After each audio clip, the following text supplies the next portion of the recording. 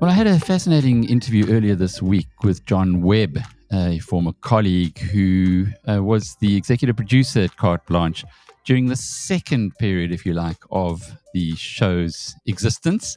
The first period, first 20 years of Carte Blanche, was the Ruda and Derek Watts show, or the Derek and Ruda show. Ruda's with us today. I said to John, Ruda, that I was quite surprised at the outpouring of affection from the South African public to Derek. It's really quite extraordinary. I don't know if it's unprecedented, because I don't know any other journalists who've died and evoked this kind of emotion, certainly not in the social media age. But it did tell us a lot, and I guess something that you've lived with since 1988, that you guys started together on Carte Blanche. I'm always astonished by how many people still reach out to me. I left the show in 2007. So it's 16 years later, and still people come up to me in the street. And fortunately, those who did not like you do not come and say hello. So it's always a very good and warm experience. And always the second question is, and how is Derek? We are absolutely linked in the public mind. It's a very interesting phenomenon. But I think to see that in perspective, we must remember that in 1988, when we started, it's exactly 35 years ago. Our first show was on the 21st of August. And at that point, we were the only show in town apart from the SABC. You know, we forget that until 1986, South Africa only had one broadcaster, the SABC. 86, Mnet got the first other license, and in 88, we were the first actuality. The license precluded news, which was defined as anything that happened in the previous 24 hours. But we could do actuality. So it was the only alternative voice. It was the first alternative voice for South Africans. And coming from the SABC, I worked at the SABC in 85, 86, and the constant feeling of, can we say this? Are we allowed? Is this person allowed? Etc. And suddenly at Mnet, there was nothing like that. The restrictions were commercial. You couldn't insult Sol Kersner when they had a deal going around Miss South Africa. And it was, you grumbled, but it was understandable. But at the SABC, there was this kind of vague miasma of restrictions that you never really understood. So it was a completely different atmosphere. The voice of freedom in many ways. I remember it well. The SABC... also one of my past. I think after Nelson Mandela was released from jail, it became an employer that could actually be appealing. But you guys, what you were doing on Mnet for those years from 88, and that was a dark period in South Africa's history, was shining a very bright light. And you never stopped that. You never stopped that approach. Well, it was also, you say it was a dark time, but it was also, even in 88, the apartheid laws, the Group Areas Act was lifted soon after that, the Immorality Act. So there were shifts, social shifts. And then, of course, we went into just 18 months later, Mr. Mandela was released, and the country was on a national high for the next decade. It was an amazing time. I always think of Wordsworth wrote about the French Revolution, of all possible things. Bliss was it in that dawn to be alive, but to be young was very heaven. I always think to be a journalist in South Africa in that time, it was absolutely amazing. It was extraordinary. And yet the two of you seem to have good chemistry right from the start. You need to enlighten us on that one. even though you came from very different backgrounds? You know, Alec, I've been thinking about this for the past 2-3 days because, of course, I've had other conversations. We never became close social friends. But from day one, there was this feeling that we bring different things, we bring different strengths, and therefore there was never a competition. It was never a who's the most important, who's number one. It was never like that. We were so different, and that made it possible to just be. And Derek was the most wonderful colleague to have in studio with you, because a live studio, especially 35 years ago, is an insecure place. Things can go wrong. Tapes don't run, people don't arrive, microphones don't work. And he was always prepared. He came from, as you say, from a live on air. He came from a sports background. So that's constantly live on air. So he was used to that. I came from reading the news when every word is scripted. So I learned so much from him about being prepared for things that can go wrong. Always having something to refer to, something to start a conversation with. And then the wonderful thing was that Derek was funny. There was always a laugh. There was sometimes also, because I am a much more prim and proper person than he was, sometimes it could be quite unexpected. But and that too, I just allowed him to be what he was, and he came to the party fully. Always did. Co-hosts, though, need to have some special. You need to have something special. And co-hosts, and you guys worked together for nearly 20 years. What was it? What was it about the two of you that made it work? We were both determined to make it work, I think. It was such a wonderful platform. And we so enjoyed the content. And we, as a team, because it's not just, the public only sees the faces, but television is a team sport. And the whole team was just absolutely amazing. I spoke to one of my ex-colleagues last night, and she said, in that time, the people around the table, the editorial table once a week okay, what are we going to do for Sunday? This is Monday morning. What's the news stories? Who's working on something lighter that we can throw in? And all of us were there, supported each other, no matter what your role was and whether you were involved in the specific story. So I think the studio, the feeling, the atmosphere in the studio flowed from that bigger team. And yeah, it was a very special time. Bill Forer and then George Mazarakis? Well, there were two in between. Bill started, and he had Susan Stoss as his second in command, because Bill was not into detail. Bill would walk through a room and throw 7 silver balls in the air, and other people had to catch and run. So Susan was the first one to help. She came from the CBC.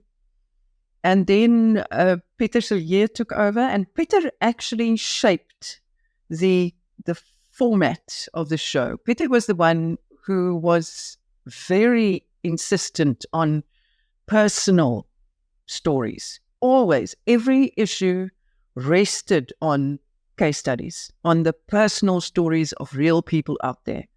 And Peter settled us all into that. And then after 3 years, he left. Linda van Maas took over, and she was first among equals. She was a producer who just stepped forward, a wonderful, generous, calm person. And George, I think, arrived in 94, not sure. And he was much more of a hard news, actuality, came from that background. And so emphasized that more, which brought something different and something new again. Sounds like it evolved then, this program that is part of South African life today. How did you guys evolve as people, or even perhaps as a partnership? I think if you work so closely together in a team, we all shaped each other, and we shaped our understanding of what the country was going through and what our role.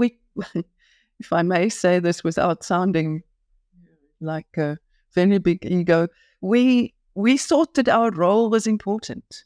We took the program very seriously, and that grew. Of course, I mean, when we started, I thought, Bill was into entertainment, so it'll be an hour a week for a year or so. Nice gig.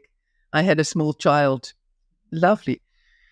It turned out a bit differently, but also I remember going to Israel, for example, with Derek, because in the team we were only together in studio. For the rest, you were out in the field with the producers. But once or twice, we went to Israel twice together, both of us, with producers, 2 producers in each case, and 2 cameramen.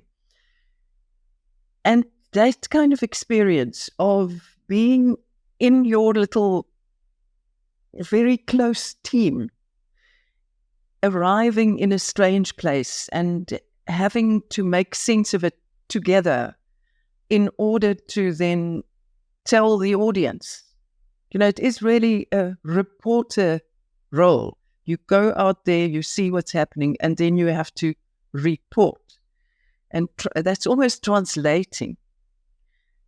And I think we also helped each other do that shape, because once again, we were different. Our approaches, I was much more kind of serious. Derek always had a much more, and I would go for the heartfelt things and be very, while he was perhaps a wider view. He was such a good news person, always knew what was going on. And then, of course, he knew things about cars and sports, which I didn't. So I really think the fact that we were so different was part of the strength of the program. And it wasn't difficult then to decide who to interview or who would take which interview? Not often. Very often in the editorials, we would say, this is a Derek story or this is a Ruda story. It wasn't just us, of course. There were other people also, but most of them came and went. Debbie was there for many years. Bulgani was there for many years. I don't know the people who are there now, but of course, there are people who have taken over. But in the beginning, it was very much us. And when you left, what was your partner in crime's view about all of that? I think right to the end, he didn't understand, because I didn't really try and explain. It was just nothing major happened. It was my life moved on, changed. I wanted to do something else, didn't quite know what, but I knew that I needed to get away. It was the beginning of the dark times. With everyone constantly, the country's going down the tubes. And I absolutely hate that conversation. I have enormous respect for all my journalistic colleagues who saved this country in the past 10 years. But it wasn't what I wanted to do. So it was a very selfish, very personal choice. The Zuma era. Because it did pretty much coincide. Yeah, it was 2007. Well, we didn't know what was coming, of course. But it was the beginning of that. Did you and Derek stay in touch after that? Yes, for a long time. Lately, we let it slide. Also, partly, I think, because of COVID. But for many years, we would have lunch in the week of our birthdays. Our birthdays are mine was is 18th of November, and he's 24. Um, so we would have a lunch and just the two of us and catch up and what are the kids up to and what's happening in your life and news stories and what are you doing. It was also always very special. Yeah. But then, yeah, then lately, as I say, I hadn't seen him for quite a while. But when I heard he was ill, I reached out and went to see him in hospital, and then had one visit at home about 10 days before he died. I'm so glad I did that. You know, so often we don't act quickly enough because our lives are full and time passes. And someone is in the hospital and you hear it, and by the time you get around to do something about it, it's out the other side already. And but it's a real, note to self for the future. Do it when you think about it. I think anybody who had come into contact with Derek would have been happy to hear that he was surrounded by his family when he passed. Was he at peace, though, when you saw him 10 days or so ago? Yes. He understood very clearly what was happening. But he was 100% present still. Liz Fish, one of the producers who work on the show now, Liz was there with me. And the three of us were, it was just reminiscing mostly, because by then he knew that he would not be returning to the show.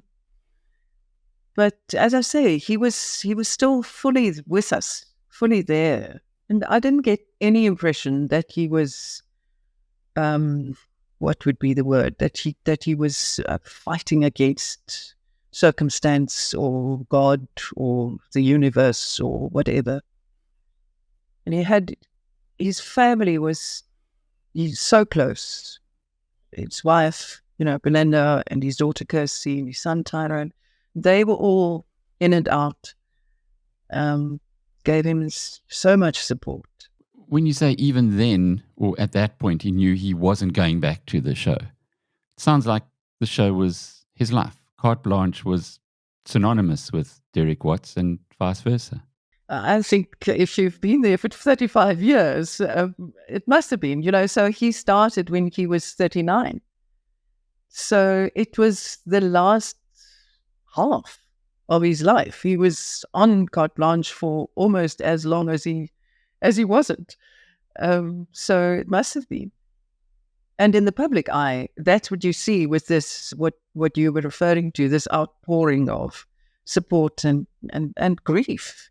It's a loss. I say to someone when I first heard the news, I feel as if I've been blithely walking along a path and suddenly a sinkhole appears.